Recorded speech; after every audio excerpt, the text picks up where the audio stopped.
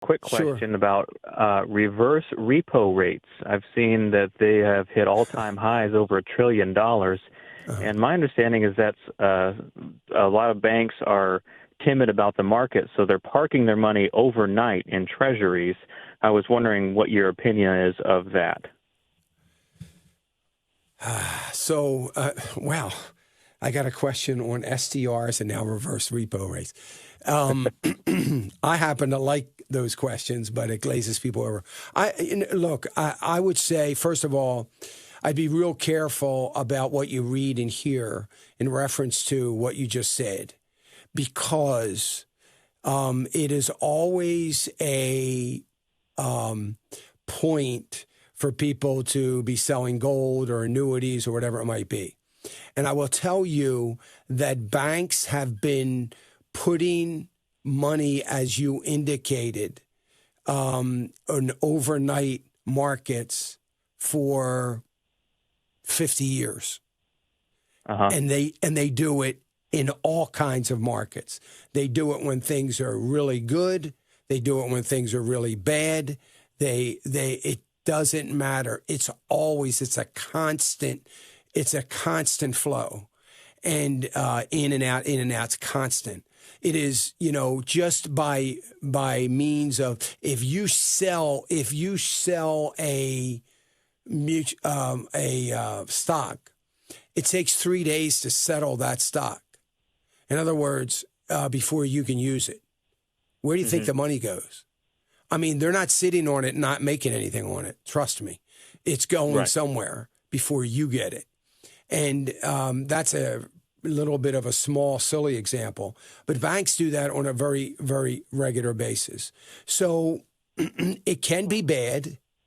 For instance, right now, it's very bad in India, to just think of one country that is in a lot of trouble. So it hurts the Reserve Bank of India in that it borrows money from commercial banks within the country. And then it is they try to monetize it and use that money now, I don't want to say long-term, because long-term's very different, but to use that money for a lot longer than it is normally used. It's normally used for a day or two or three. When it starts getting into 3 and 4 weeks, it really becomes a problem, because it starts to snowball.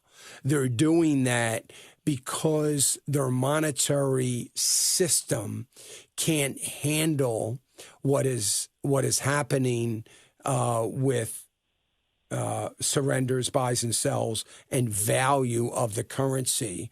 And it is a problem for them to control their money supply. And the best way to control a money supply is to try to get more in that you can use. And so it doesn't always have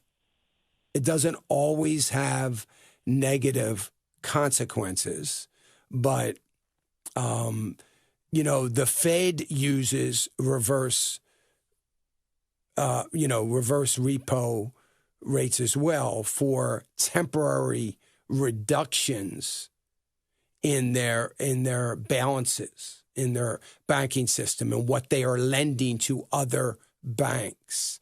So they use it as well. It serves as kind of a backstop to cover them for a period of 2 or 3 days or something like that. It's not a long-term thing. It is just I'm trying to keep it as simple as I can. It's just an overnight way of keeping money and in the Federal Reserve's case, U.S. dollars, funding the overflows. The overflows is a good way to put it, of the markets. So the markets could settle. I'm talking about the financial markets could settle and have need cash infused for a temporary basis so they can settle things out. And it's an overnight kind of deal, and it helps them manage the overflow. So, I mean, there's so many different uses and so many different ways that it is being used. But it is generally marketed. It is generally used by others to market as a really negative thing. Well, whether it's a really negative thing or not, could it be a negative thing? Sure. But whether it is or not, it's been being done for 50 years. And it's very much a part of most reserve banks' ins and outs. So I'm just worried about the amount. I mean, over $1 trillion. I mean, record highs. I mean, it's ridiculously high. Well, it's so there's too much liquidity, or it is well over $1 trillion. So that might be what they're publicizing, but it's well over $1 trillion. Because what they don't publicize is what their participation is in the international market. And they don't publicize that. That's why years ago they demanded an audit from the Federal Reserve. That was when Ron Paul was in and he did it, but they didn't give it to him. They refused to give it to him because it was probably, this was 2009, it was probably trillion, they said it was $4.5 trillion and it was every bit of 14 trillion. So, yeah, it's well more than $1 trillion. Yeah. And it is a good reason to be concerned.